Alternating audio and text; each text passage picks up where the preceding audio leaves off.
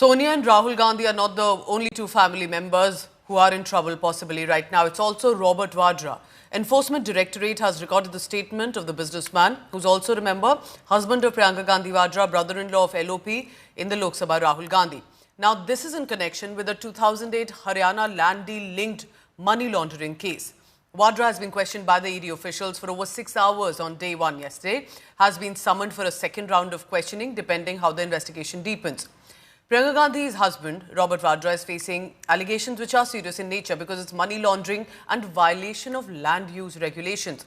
But on Vadra's part, he's also spoken to media persons and has denied all charges. He's calling the case a politically motivated one, simply to malign his reputation and indirectly, of course, targeting the centre.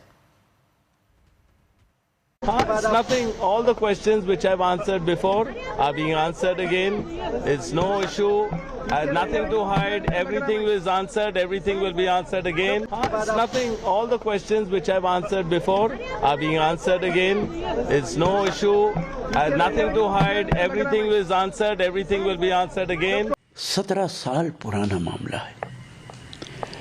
अगर सरकार के पास, ED के पास evidence है, तो आप 17 साल के बाद समन क्यों इशू कर रहे हैं?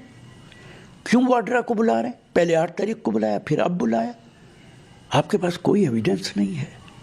और अगर कोई सरकार 17 सालों में किसी के खिलाफ एविडेंस इकट्ठा ना कर पाए, तो वो निकम्मी सरकार है, वो ईडी निकम्मी है।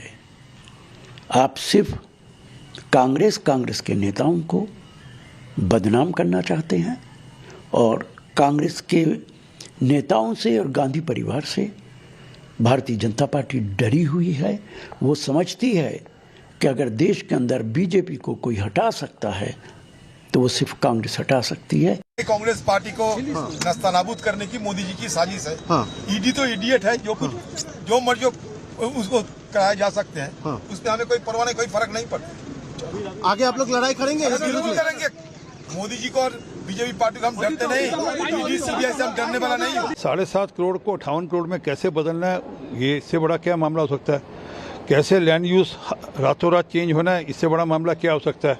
कैसे एक कंपनी से पैसे फंड कराकर ज़मीन खरीद कर लैंड यूज चेंज कर उसी कंपनी को वापस 5 गुना भाव 6 गुना भाव में उसको उसी कंपनी को वापस ज़मीन दे देनी है, ये मामला है। और ये ब्लू कॉलर क्राइम है, सब में लगता है।